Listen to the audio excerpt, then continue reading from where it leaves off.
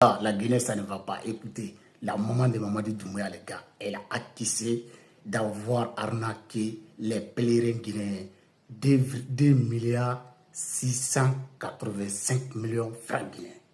Donc, les gars, quand on vous dit la Guinée, avec Mamadi, ça ne va pas, vous pensez qu'on rigole.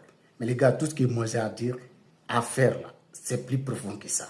C'est sûr que peut-être s'il n'y a pas Mamadi dedans, il peut y avoir certains, il peut y avoir des gens qui travaillent dans le gouvernement de Mamadi qui ont fait cette affaire avec la maman de Mamadi parce que avec les vaccins, elle ne peut pas avoir les locaux et les vaccins tout seul. Donc les gars, je vous laisse écouter, partager cette vidéo et de vous abonner. Vous voyez, la Guinée, ça ne va pas. J'ai dit la Guinée, c'est un désordre total, frère.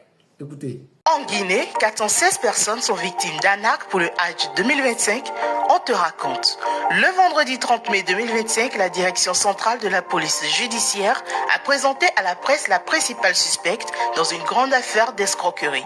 Cette affaire concerne 416 personnes qui s'étaient inscrites pour le pèlerinage à la Mecque en 2025. Tout commence le 16 mai 2025 quand la directrice d'une agence de voyage a porté plainte contre une femme appelée Hadja Fatoumata Domani Konaté, aussi connue sous le nom de Hadja Nani.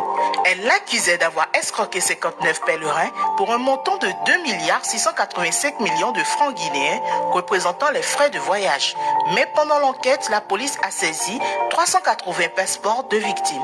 Hadja Nani était en fuite depuis le début de l'enquête. Elle a pu être arrêtée ce mercredi 28 mai vers 10 h du matin. Lors de son audition, elle a reconnu les faits et elle a par la suite été présentée à la presse. Devant les journalistes, Hadja Nani n'a pas nié les accusations. Elle s'est même présentée comme une victime. Elle affirme avoir travaillé avec un homme nommé Issa Kamara qui est toujours en cavale. Ce dernier l'aurait approché et présenté à un certain Sékou Kamara. Sékou Kamara lui aurait dit qu'il s'occupait d'envoyer des proches de la mère du président à la Mecque. Pour la convaincre, il lui aurait montré un document portant le nom et le logo de la mère du président et lui aurait demandé de les aider car les gens avaient confiance en elle. Elle dit y avoir cru. Selon elle, le plan était de faire payer 40 millions de francs par personne, 20 millions pour la mère du président, 10 millions pour les organisateurs et 10 millions pour elle. Elle affirme que plus de 200 personnes se sont inscrites grâce à la confiance qu'elle lui faisait. Avec le temps, ce nombre est monté à plus de 400. Au moment des vaccinations, certaines personnes ont découvert que leur nom n'était pas sur la liste officielle de la Ligue islamique.